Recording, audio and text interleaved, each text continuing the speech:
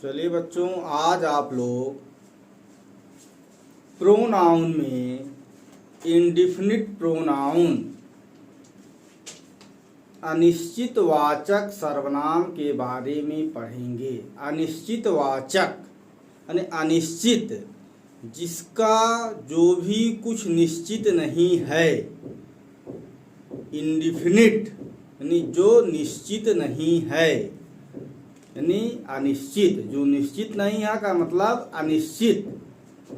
तो अनिश्चित प्रोनाउन सर्वनाम, इंडिफिनिट प्रोनाउन अनिश्चयवाचक सर्वनाम, यानी indefinite pronoun refer to person और things in a vague or general way, they do not refer them in particular।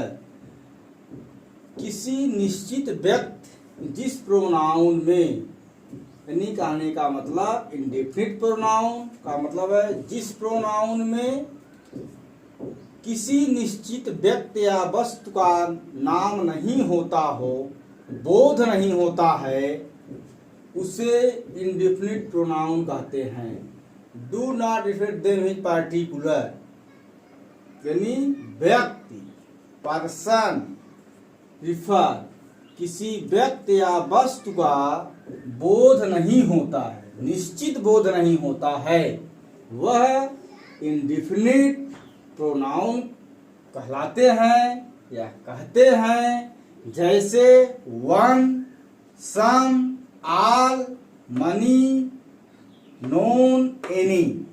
यानी ये जो शब्द हैं, वन माने एक, सम माने सभी, सम माने कुछ, आल माने सभी, मनी कोई भी, नोन कोई नहीं, एनी एक, यानी कुछ, तो एनी कोई, ये भी उसी में आता है।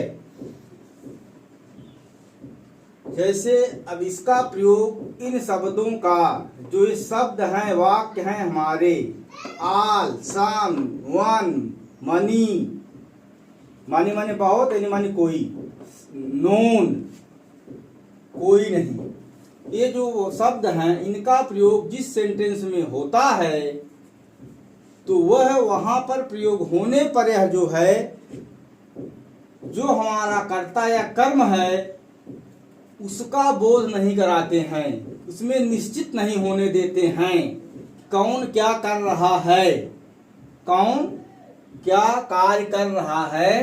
तो ये शब्द जो हैं निश्चित नहीं होने देते हैं, इसीलिए इन शब्दों का प्रयोग जहां पर होता है वहां इंडेफिनिट प्रोनाउन अनिश्चितवाचक सर्वनाम होता है। जैसे एग्जाम्पल हैं, anybody can do this. Anybody, any माने कोई, बॉडी शरीर, कोई भी, कैन डू दिस यह, डू माने करना, कोई, यह कोई भी कर सकता है, दिस माने यह, डू माने करना, एनीबॉडी कोई भी, यह कोई भी कर सकता है। तो एनीबॉडी, एनी जो यहाँ है, एनीबॉडी, एनी के साथ बॉडी लग गया है, तो यह जो है आपका इंडेफिनिट प्रोनाउन है, जो यह निश्चित नहीं होने दे रहा है कौन कार्य करेगा, कौन कार्य करेगा। यहां पर एनीबॉडी जो है शब्द यह सेंटेंस में को निरर्थक कर रहा है, यानी सामान्य बना दे रहा है, इसे कोई भी कर सकता है, यानी किसी एक का नाम नहीं ले रहा है, सामान्य बना दे रहा है, कोई भी कर सकता है। अब सम आर इनएक्टिव, कुछ निष्क्रिय हैं, सम माने कुछ, आर माने है, इनएक्टिव मीन्स होता है निष्क्रिय, कुछ निष्क्रिय हैं। अब जैसे सम लग गया तो सम माने कुछ निष्क्रिय हैं, अब जितना भी है उसमें से कुछ कौन निष्क्रिय है, निश्चित ही नहीं होने दे रहा है कि 10-5 में कुछ लोग निष्क्रिय हैं। जैसे हम मान लें कि 10 लोगों की संख्या है, उसमें से कह दिया जाए कुछ लोग निष्क्रिय हैं, तो अब उसकी गणना हम कैसे करेंगे कि 10 में कौन लोग हैं जो कोई कार्य करने के लिए निष्क्रिय हैं। इसलिए यहाँ पर सम जो है वह इंडेफिनिट प्रोनाउन है। ऑल आर जेंटल, सभी सज्जन हैं। जेंटल माने सज्जन, कोमल, तो सभी सज्जन हैं। अब कितने लोग हैं, सभी में तो बहुत सारे आ जाएंगे। तो यह जो है ऑल जो है यहाँ वाक्य को इंडेफिनिट प्रोनाउन बना रहा है।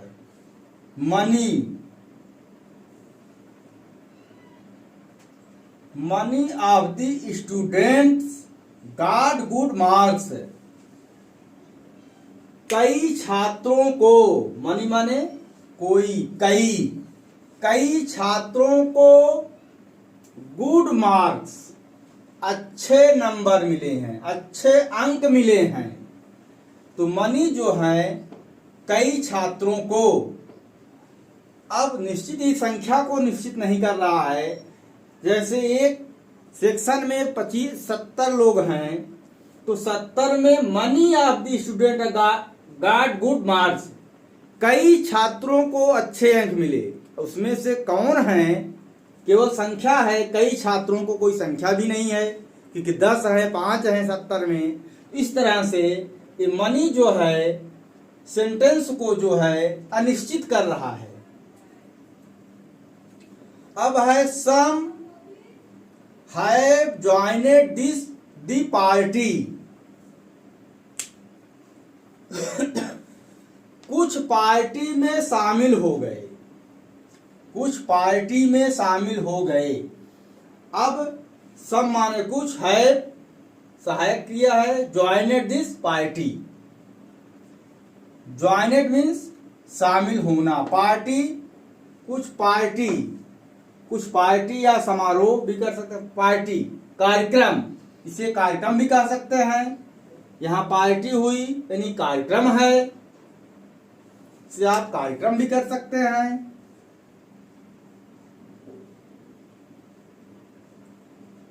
कार्यक्रम, कुछ कार्यक्रम में शामिल हो गए। तो कितने लोग थे उसमें से संख्या निर्धारित नहीं हो रही है। कुछ लोग पार्टी में शामिल हो गए, कार्यक्रम हो रहा है तो वहां शामिल हो गए। कार्यक्रम में शामिल हो गए, पार्टी में शामिल हो गए। Known of this the necessary, यानी नोन माने नहीं, known of this is necessary, necessary माने आवश्यक, नोन माने इनमें से कुछ भी आवश्यक नहीं है, इनमें से कुछ भी आवश्यक नहीं है। नोन माने नहीं, नेसेसरी माने आवश्यक, यानी इसमें से, अब कितनी संख्या हमारी है इसमें निश्चित कर दे रहा है, इसमें से कुछ भी आवश्यक नहीं है, यानी कहो क्या आवश्यक है क्या आवश्यक नहीं है। तो इस तरह से नोन शब्द जो है यहाँ इस सेंटेंस में कर रहा है, इसमें कुछ भी आवश्यक नहीं है। All went to Jaipur, all went to Jaipur, all माने सभी, वेंट माने गए, टू जयपुर, जयपुर क्या है, एक स्थान है यानी एक राज्य है।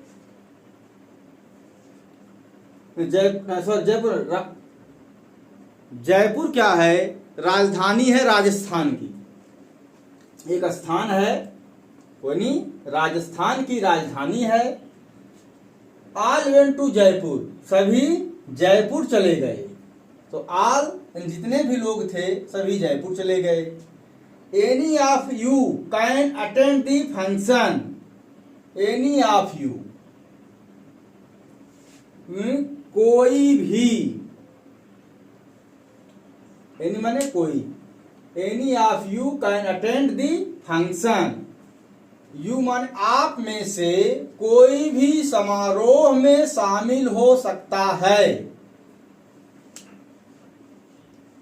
आप में से कोई भी समारोह में शामिल हो सकता है। एनी का यहाँ प्रयोग है, सेंटेंस को जो है निष्क्रिय बना दे रहा। आप में से कोई भी,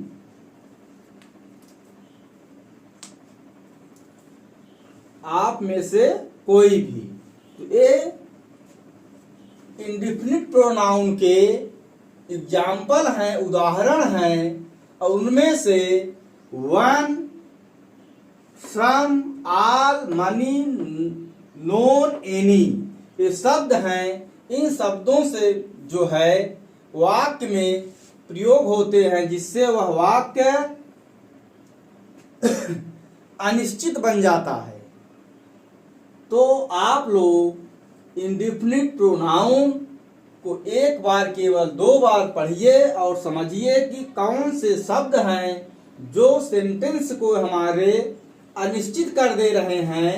तो शब्द हैं आपके वन, सम, ऑल, मनी, नोन, एनी। ये 5 जो है शब्द हैं जो हमारे वाक्य को अनिश्चित कर दे रहे हैं कि वह जो शब्द है वाक्य में है वह निश्चित अनिश्चित कर दे रहे हैं, जिससे हमारा सेंटेंस जो है अनिश्चित वाचक सर्वनाम, अनिश्चित वाचक सर्वनाम जो है हो जा रहा है। इस तरह से आप इन वाक्य जो शब्द हैं इनको याद कर लीजिए और सेंटेंस को पढ़िए 1-2 बार। आपको समझ में आ जाएगा कि इंडिफिनिट प्रोनाउन का मतलब क्या होता है। इसका सबसे मतलब है, मुख्य चीज है, किसी व्यक्ति या वस्तु का बोध इसमें नहीं होता है, सामान्य बोध होता है, व्यक्तिगत बोध नहीं होता है। न स्थान का होता है, न व्यक्ति क्या होता है, वस्तु का होता है, निश्चित नहीं होता है। यह आपके जो है यानी व्यक्ति या वस्तु का जो है बोध नहीं होता है, बोध में उसका नाम नहीं लिया जाता है। क्या कहते हैं कि व्यक्त नहीं किया जाता है कि यही चीज है, इसलिए वह अनिश्चित बना रहता है। तो आपका यह इंडिफिनिट प्रोनाउन आपका आज यहाँ समाप्त होता है।